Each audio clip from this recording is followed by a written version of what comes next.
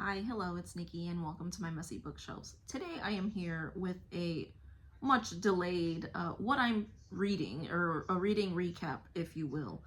This was supposed to be done midway through the month, and here we are closer to the end of the month. But here we are, finally getting to it. It's been a busy couple of weeks. But yeah, I've been a little heavy on the nonfiction this month. So the first thing that I completed was South by Sir Ernest Shackleton, and I talked about it last month and the beginning of this month, but it is the story of what happened during the voyage of the Endurance, which was captained by Ernest Shackleton. I really enjoyed this. If you've been on my channel before, you know I seem to have discovered a love of shipwreck novels and, ill-fated voyages. But while I did really enjoy this one, and I highly recommend it, I will say that the book Endurance, about the same voyage and the same ship, was more entertaining. This was told, first person narrative from Ernest Shackleton himself. And because he was captaining the vessel, he uses a lot more technical words to describe things that they're doing and, the shipboard evolutions that they're doing. So, I could see it might be off-putting to some people.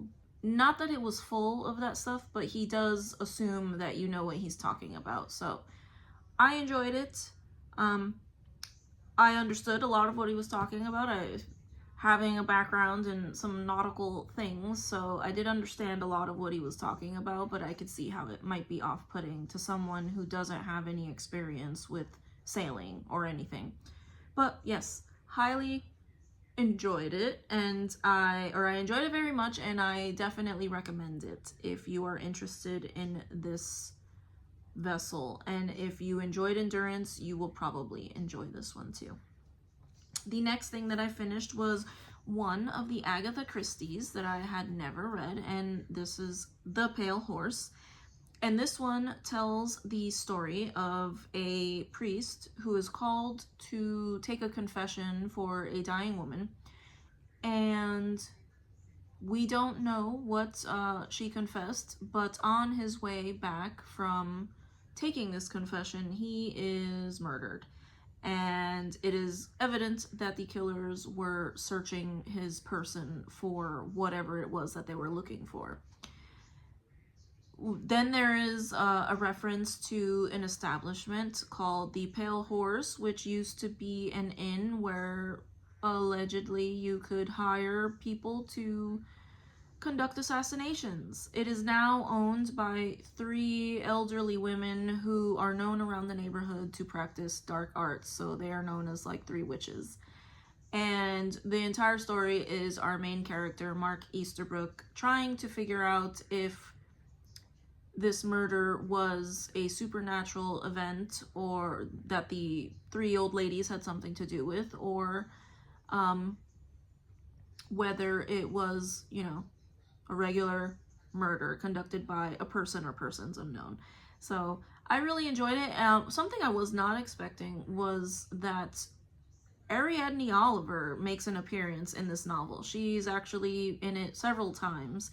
And to my knowledge, I have never read an Agatha Christie that had Ariadne Oliver without Poirot in it. So I enjoyed it. I'm glad I read it. Like I said, this was one of the few that I have not read by her yet. So I'm really glad I finally got to it, and I enjoyed it. Though I will say it's not my favorite. I prefer my Poirots and my Miss Marples. So enjoyed it though. The next thing that I completed was some more Agatha Christie, but this was the biography of Agatha Christie, An Elusive Woman by Lucy Worsley, who I'm sure many of you are familiar with Lucy Worsley. She is just a charming and adorable historian who does all kind of content around Jane Austen and other authors and life in the past. And I read this and really enjoyed it. I learned a lot that I did not know about Agatha Christie. I did not realize the depth of this woman. She is very enigmatic, I will say that. Even learning all the details that I did about her life.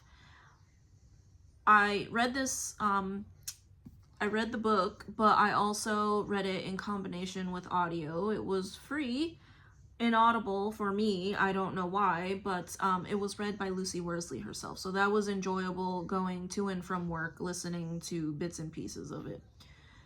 But yes, I was very fascinated by the life of this woman whose work I am trying to finish, you know, that I'm trying to finish all her work. So I really enjoyed it, and I highly recommend it if you are interested in Agatha Christie, because Lucy Worsley is an amazing historian, and, you know, a favorite historian doing work on one of my favorite authors of all time. Yes, I was here for it, and I loved it. And then that was it. Oh, no, actually, so those are the things that I completed, but I also did complete, finally, I completed my read-through of the entire Bible in a year. So I was very proud to finally complete that. I was on a plan that is included with the app that you can use with this particular Bible, and I completed it September 13th. So I was very happy, and yes, I am glad that I did that. And I really love this edition too. It's very pretty.